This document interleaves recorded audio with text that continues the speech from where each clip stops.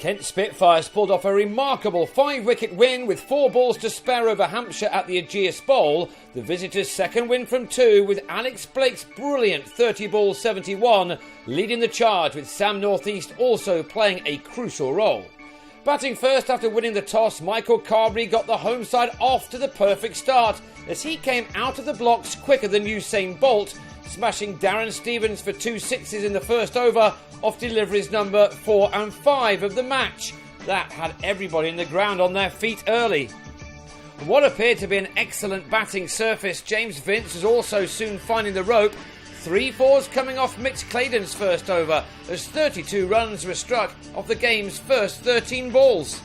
David Griffiths replaced Stevens and struck with his second ball, Carberry having made 20 off 7, hitting his 8th delivery to Joe Denley at long leg. Adam Riley was brought on inside the power play and immediately bowled Jimmy Adams for a single, he leaving with his team on 41 for 2 in the 5th over. Owe Shah came in and swept his first ball for 4 before Vince attacked Matt Coles with 3 more boundaries in an over, which took the home side to a score of 61 for 2 at the end of the 6 overs of power play, pretty much the standard in this season's competition so far. But 5 overs then passed by without a single boundary, Fabian Cowdrey and Stevens providing the squeeze until Vince decided enough was enough. His 9th 4 off his 39th delivery took him to his 50, and he then looked set to go nuts as Riley's return to the action was severely punished. The next 2 balls were both hit into the distance by Vince, who made the most of the length offered to get down on one knee to clear the rope with ease. After these 2 maximums, another 4 followed as 20 runs were hit off only 4 deliveries to concern Kent, who had been fighting back well. Vince had by now decided to go after every ball. The match's 12th over read 4-6-6-4 and then a wicket, as this time the Hampshire skipper failed to clear the rope, finding Denley in the deep instead to go for 66. With 8 overs to go, Hampshire got to 104 for 3, but they didn't go quite as well as they would have hoped for from that stage. Sean Irving got a regulation nick behind off Griffiths. Shah holed out to Denley off Stevens after making a runner ball 26. And after Adam Wheater entertained for 20 minutes in hitting 36 off only 18 balls, he fell trying something funky, bowled by Claydon with 10 balls of the innings remaining.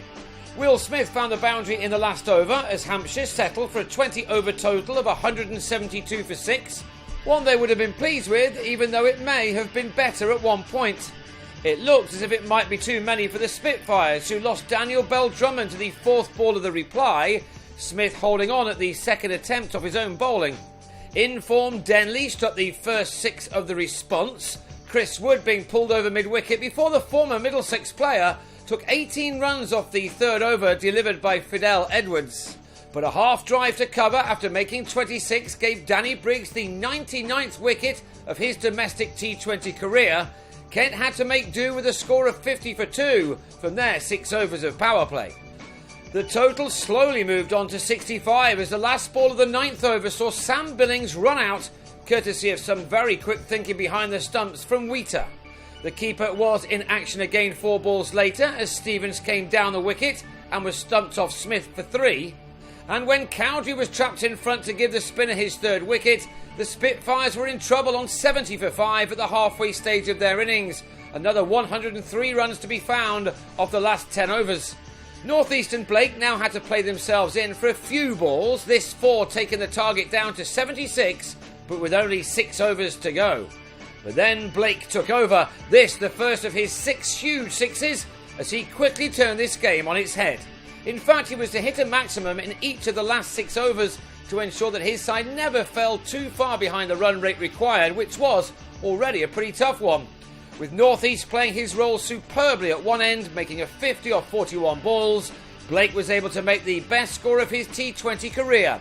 From needing 42 off the last 4 overs, then 32 off 3 and 19 off 2, Blake struck 6 number 5 to just about make this game his team's. His own half-century, his 3rd in this competition, coming off only 25 balls. Whatever had been bowled at the left-hander, the end result was pretty much the same.